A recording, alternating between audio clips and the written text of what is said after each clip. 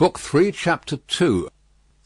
Tellson's bank, established in the Saint-Germain quarter of Paris, was in a wing of a large house, approached by a courtyard, and shut off from the street by a high wall and a strong gate. The house belonged to a great nobleman, who had lived in it until he made a flight from the troubles in his own cook's dress, and got across the borders.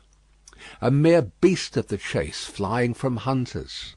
He was still in his metempsychosis, no other than the same Monseigneur, the preparation of whose chocolate, for whose lips, had once occupied 3 strong men, besides the cook in question.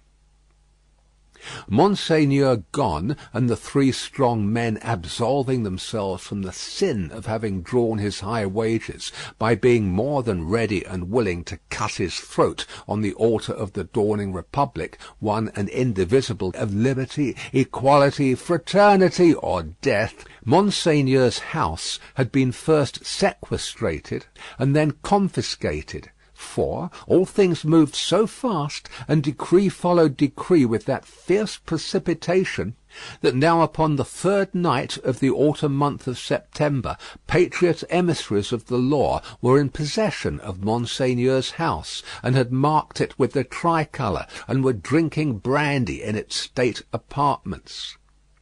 A place of business in London like Tellson's place of business in Paris would soon have driven the house out of its mind and into the Gazette, for what would staid British responsibility and respectability have said to orange trees in boxes in a bank courtyard, and even to a Cupid over the counter? Yet such things were. Tellson's had whitewashed the Cupid, but he was still to be seen on the ceiling, in the coolest linen, aiming, as he very often does, at money from morning to night. Bankruptcy must inevitably have come of this young pagan in Lombard Street, London, and also of a curtained alcove in the rear of the immortal boy, and also of a looking-glass let into the wall, and also of clerks, not at all old, who danced in public on the slightest provocation. Yet a French Tellson's could get on with these things exceedingly well, and, as long as the Times held together, no man had taken fright at them, and drawn out his money. What money would be drawn out of Tellson's henceforth, and what would lie there lost and forgotten? What plate and jewels would tarnish in Tellson's hiding places, while the depositors rusted in prisons, and when they should have violently perished? How many accounts with Tellson's, never to be balanced in this world, must be carried over into the next? No man could have said that night any more than Mr. Jarvis Lorry could, though he thought heavily of these questions. He sat by a newly lighted wood fire. The blighted and unfruitful year was prematurely cold, and on his honest and courageous face there was a deeper shade than the pendant lamp could throw, or any object in the room distortedly reflect. A shade of horror. He occupied rooms in the bank in his fidelity to the house of which he had grown to be a part, like strong root ivy. It chanced that they derived a kind of security from the patriotic occupation of the main building, but the true-hearted old gentleman never calculated about that. All such circumstances were indifferent to him, so that he did his duty. On the opposite side of the courtyard, under a colonnade, was extensive standing for carriages, where indeed some carriages of Monseigneur yet stood. Against 2 of the pillars were fastened 2 great flaring flambeaux, and in the light of these, standing out in the open air, was a large grindstone, a roughly mounted thing, which appeared to have hurriedly been brought there from some neighbouring smithy or other workshop. Rising and looking out of window at these harmless objects, Mr. Lorry shivered, and retired to his seat by the fire. He had opened not only the glass window, but the lattice blind outside it, and he closed both again, and he shivered through his frame. From the streets beyond the high wall and the strong gate there came the usual night hum of the city, with now and then an indescribable ring in it, weird and unearthly, as if some unwonted sounds of a terrible nature were going up to heaven. "Thank God," said Mr. Lorry, clasping his hands, "that no one near and dear to me is in this dreadful town to-night. May he have mercy on all who are in danger." Soon afterwards the bell at the great gate sounded, and he thought, "They have come back," and sat listening. But there was no loud irruption into the courtyard, as he had expected, and he heard the gate clash again, and all was quiet.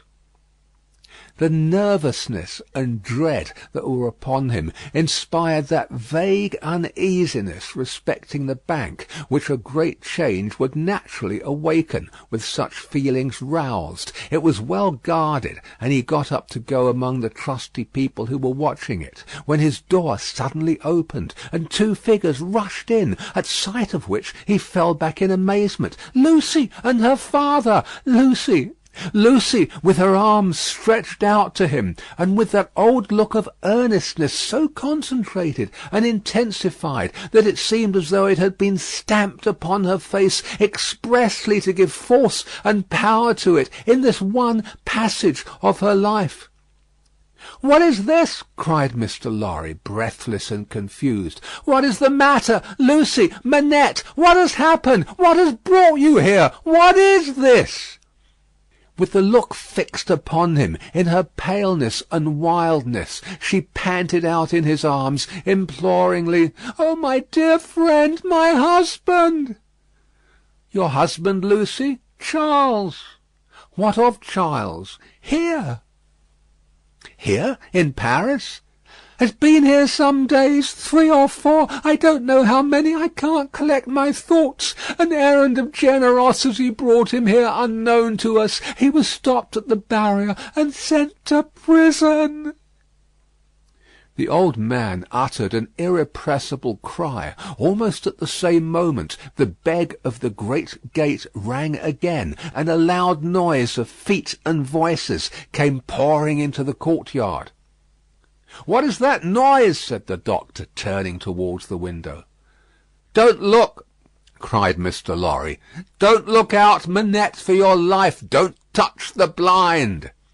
The doctor turned, with his hand upon the fastening of the window, and said, with a cool, bold smile, "My dear friend, I have a charmed life in this city. I have been a Bastille prisoner. There is no patriot in Paris, in France, who, knowing me to have been a prisoner in the Bastille, would touch me, except to overwhelm me with embraces, or carry me in triumph. My old pain has given me a power that has brought us through the barrier, and gained us news of Charles there, and brought us here. I knew it would be so. I knew I could help Charles out of all danger. I told Lucy so. What is that noise?"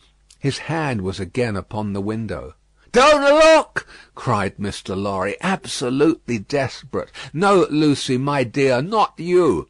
He got his arm round her and held her. "Don't be so terrified, my love. I solemnly swear to you that I know of no harm having happened to Charles; that I had no suspicion even of his being in this fatal place. What prison is he in?" "La Force."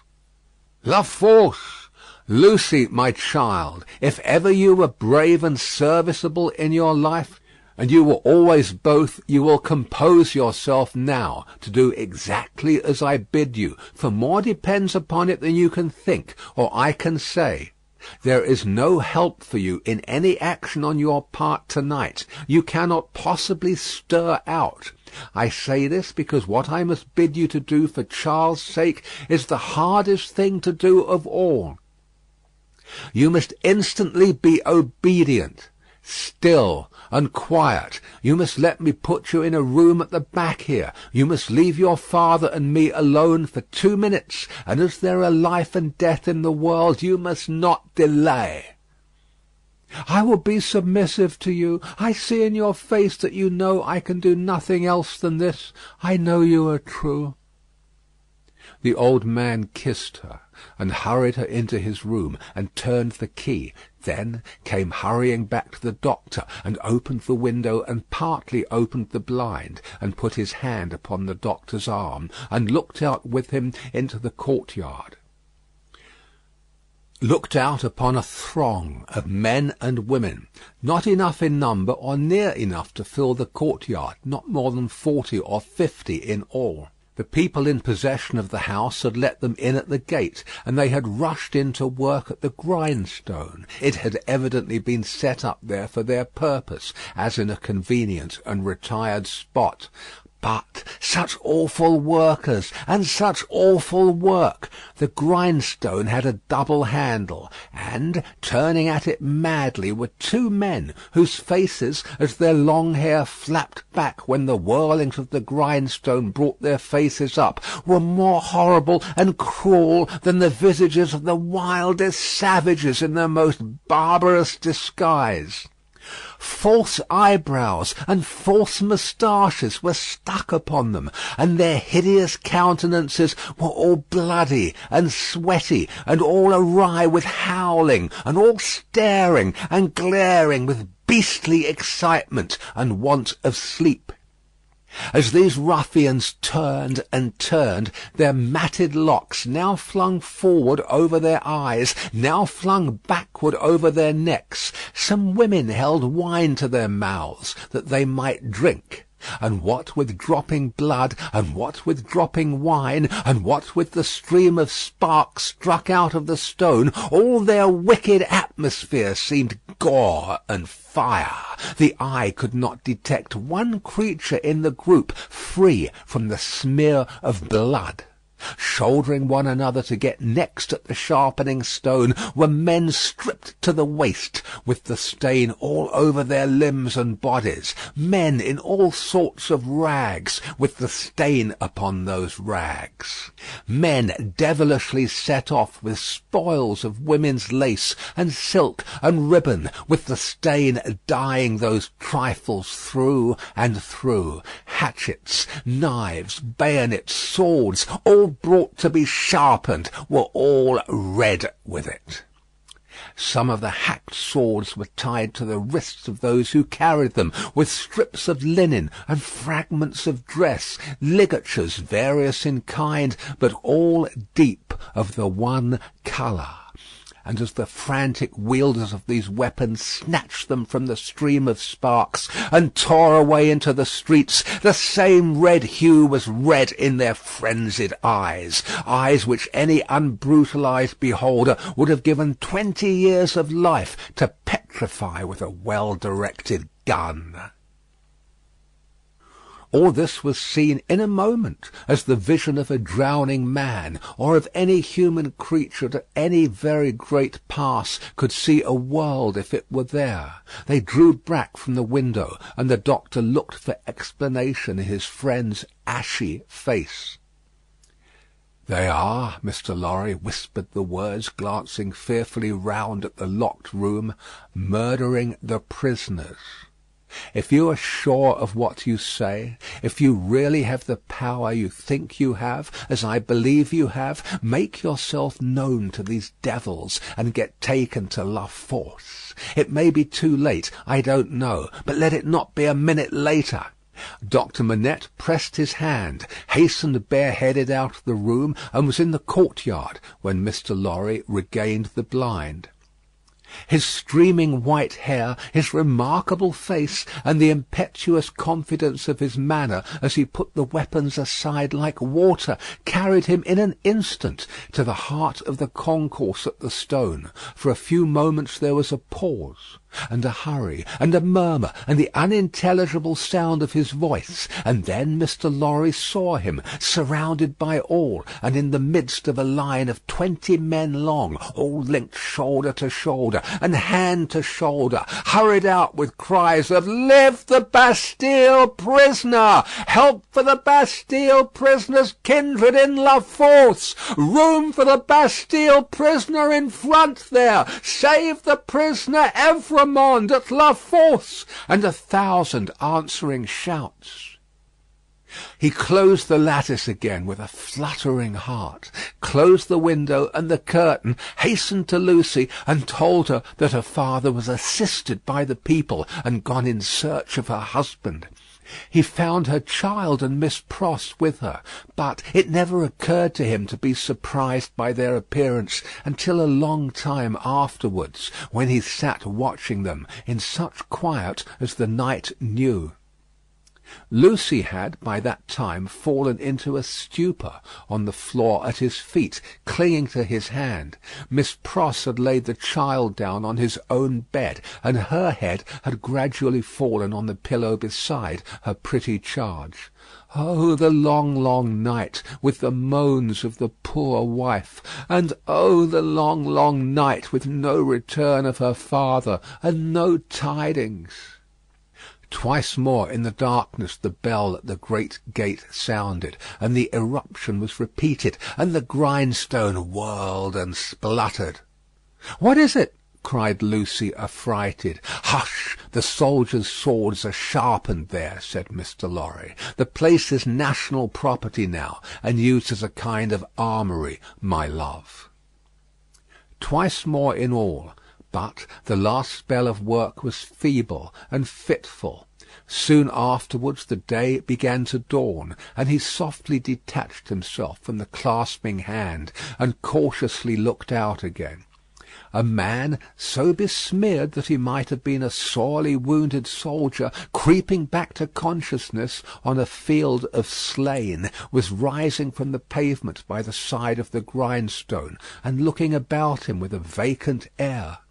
Shortly this worn-out murderer descried in the imperfect light one of the carriages of Monseigneur, and, staggering to that gorgeous vehicle, climbed in at the door, and shut himself up to take his rest on its dainty cushions. The great grindstone, earth, had turned when Mr. Lorry looked out again, and the sun was red on the courtyard. But the lesser grindstone stood alone there in the calm morning air, with a red upon it that the sun had never given and would never take away. End of Book 3, Chapter 2. Recording by Paul Adams. www.yawnguy.com